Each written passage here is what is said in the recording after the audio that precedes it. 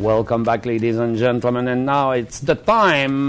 Let's meet Mr. Guy Hébert, President and CEO of Strateco Resources. Mr. Hébert, good day. Good day. You have a pretty nice project out there. I like it. I like every Quebec project anyway. So, and I'm not that kind of guy that is against everything that's good. I was against the shale gas because I think they are taking a lot of place everywhere, drilling hole in everyone's backyard, but that's not what you do. It's a pretty quiet place out there where you are. Yes, in fact, we are 265 kilometers north of Chibougamau, and they have nobody living around. They have the Cree families who have the trap lines over there. But we have been informed them, and they know very well, and they have been supporting of the project since they've been informed, in fact. And they came forward, some came forward at the public hearing and showed support for the project. We met with them again last week. So we are really in process to inform the population about the project, but we are really in a remote area. Yeah, and I'm sure no one's going to take any chances. You know how it works, and you've been visiting, and you have people that have experience in there. Is there any risk in having a mine like that? Oh, they have always risk. They have, we cannot say they have no risk, but I think it's a normal mining risk, nothing more than that. And at the phase where we are, we had the exploration phase. And even then, we are under the regulation of the Canadian Nuclear Safety Commission.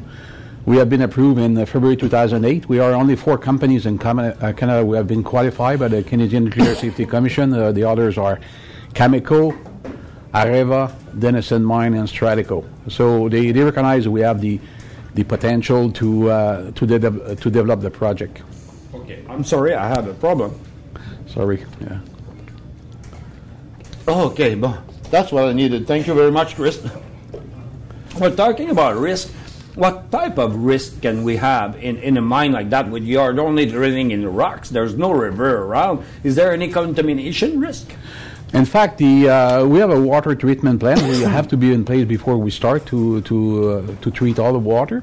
The environmental impact study we have carried since 2007. We started in 2007. We have spent over $10 million in different environmental impact study. I put 2 mines into production in Quebec. Put mine into production, and never any project I developed in the past have been close of the study we are doing on the environmental side. So talking about, they have no big river.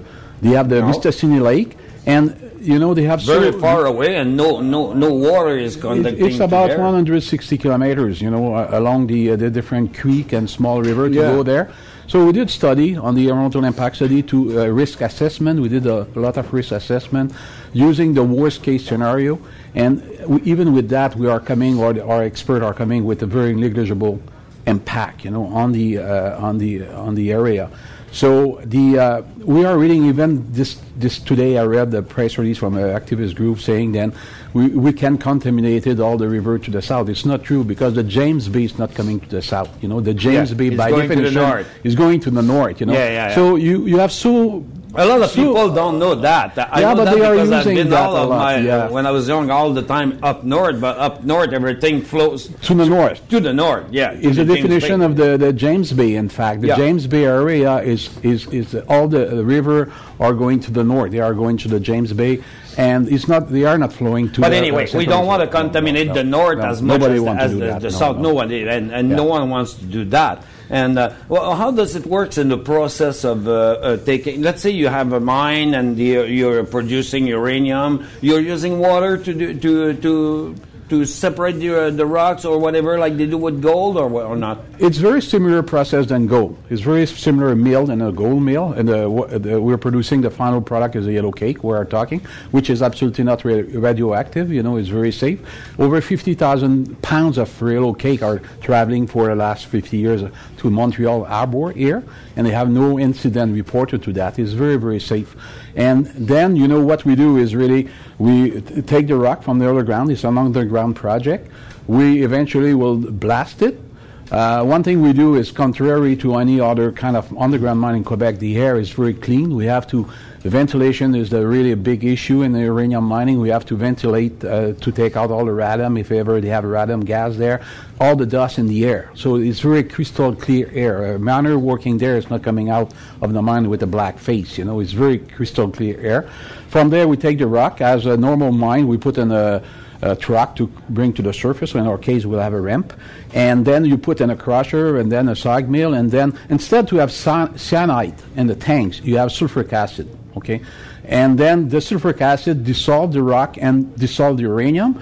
And then it's going, as for a gold mine, instead to have carbon and pulp, we have this we call resin system to collect the uranium. And then it's washed as for it was gold with different chemical products and region, and then we have electrical cell exactly for gold mine, and then we have a press to produce the yellow cake, a pasta, a pasta, and it's very similar size and a gold mine. In our case, because the grade is very good, it's very high grade. It's the highest grade outside Arthabaska, Canada. Arthabaska in Saskatchewan is really the highest grade in the world. In our case, we are after Arthabaska, we are the highest grade compared to Africa, to Australia, to Russia, and but the compared to the Saskatchewan, they have like 20% grade, and you have like 1%. Yeah, a little bit less than 1% on average, So it's a big difference in value naturally, and the cost also. Our cost will be lower in general but we are working. We plan to have a 700 ton per day mine, which is a small operation compared to the African mine. We're operating at 10 or 15,000 ton per day because they are very low grade and open pit. In our case, the footprint in the area is very, very small. It's 0.5 kilometers. So it's the reason why we see the environmental impact as very negligible at this stage. And then eventually we will start this year the study where we'll have the tailings to store the waste, The biggest problem they have encountered in Saskatchewan was water problem. Is the water, yeah. And we know in northern Quebec there's lots of water also. We see on the picture that there is not thousands of lakes around you. It's not that many, but there's probably lots of water underground. Do you expect having some problem whenever you start digging for the mine? We have to use the scenario assumption because all the holes where I've drilled over 200,000 meters of drilling. We spent $80 million on the project up to now. It's a lot of money, and all the holes we have drilled on the project are not making water. That means the water is not coming back to the surface. So we have to do we had to do the last 3 years a lot of geotechnical tests to see where the water is going and what is the quantity of water. So the Canadian Nuclear Safety Commission asked us to plan for the construction of a big water treatment plant. In the worst case scenario, if ever we are encounter a lot of water, and if ever we are encounter a lot of water and we are going over the water treatment plant capacity, we have to keep the water on the ground and stop the operation, as they did with Cigar Lake, a big chemical mine they have there. In October 2007, they had a problem. They flood the underground mine. Yeah. It was not a big operation. Actually, it's the lake that went in the mine. Yeah, because there the sand or the rock is very, very soft. It's full of water, and they have to freeze. In fact, the sand or the rock to be able to mine it as McArthur mine. So it's pretty risky business. You spend over $2 billion to try to solve that problem. And but the grade is very good. It's very small. It's another thing. For us, our resources are only 1.6 million tons of rock. So when we are hearing people say you are create million and million tons of waste, it's not true. For example, in case of Sept-Îles or a place like that, where you were so low grade and you need a lot of tonnage, our grade is good, and the tonnage actually, the resources we have, it's contained within 1.6 million tons. So it's very, very small opening. How deep would be the mine? It's starting at 200 meters vertical depth and going down actually to 600 meters vertical depth. The resources we know.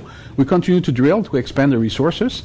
And October 2009, we had about 20 million pounds. We did our economic on 20 million pounds. So without a road that the government is supposed to build to access the area where you are, the mine couldn't exist. In fact, we are using a winter road, actually. We are bringing about 1.6 million liters of fuel every year on the site, during the winter, between January and March. For sure, we can continue to use a winter road, but it's very expensive. And once we will have the mine, because we have no power there, we'll need maybe 3 to 5 million liters of fuel. So for sure, we'll need storage for that, and we have to stock everything, at the beginning of the year. The road will facilitate the operation. Will they bring electricity as well? No. We plan to have generator plus windmill, 3 windmills, and because the big cost is ventilation. And during the winter when it's minus 40, then we have to bring the air around, let's say, 4 or 5 degrees, and so there's a big cost. So windmill, we did some tests there. We are on a plateau. It's very, very flat. And it's always windy? It's a lot of wind. And there's a lot of snow also. So it's kind of the road is very, very important. So we are planning with the planner to have the road at our door around the end of 2012, early 2013. And if ever we go forward with the project, that means we'll start a construction in 2013, at the end of 2013, to be able to mine in the end of 2014, early 2015. So it's an interesting project. How far are you from Dios company? They are in this area. They are west of us. They are on the downside. We're on the plateau about 300 meters altitude, and they are along on the plan there. Where we have is there any other prospector we know? Oh, we have Cameco working a lot south of us. Cameco is just in property They're to there us. Also? Okay. Yeah, they are drilling. They did 2 drilling programs last year. They are drilling a big program this year because they carry a lot of fuel, and so it's they have other companies. We have Abitex about 80 kilometers east of us with the project L deposit they call. And so it's all uranium project? It's all uranium project. But Cameco is working pretty hard. They have been very supportive of us. They help us a lot through the process of the license to help us to. They opened their door to us to able to the Minister of Mine with a group of 30 people went to visit their project in January this year. And 2 weeks ago, the CRE from Mistissini, we signed an agreement with the CRE, with the Criminal Exploration Board, to inform the CRE, because as you know, we had good support from the mayors of the population, the deputy, and everything when the public hearing in November. But the CRE said they were not supporting the project. It's a new band council. I've been working 2 years and a half with the former band council. They had election in October, and they said they didn't have enough information for us. They said we failed to inform them, in fact. Mm-hmm. So we signed an agreement with the Criminal Exploration Board, and they put a guy full-time in Mistissini, Tadiman, and they organized a trip in April. 11 of them went to visit Saskatoon. It was very, very good. And Cameco again organized a visit to the make them feel more secure. Yeah, they want to know what's happening. And also they met with other people, Aboriginal people there, other First Nations, to talk what is living beside uranium mine, and some are doing commercial fishing right beside. So just to go around the misinformation that have been put around, by a lot of activist group. We hear so many things, but I think you spend a lot of money and a lot of energy on this project. We are spending a lot of money. And I hope things are going to go well for you. So we wish you really good luck with this project. Mr. Hébert, thank you very much for coming to us. Thank you very much for your time. Okay, thanks. You. Bye.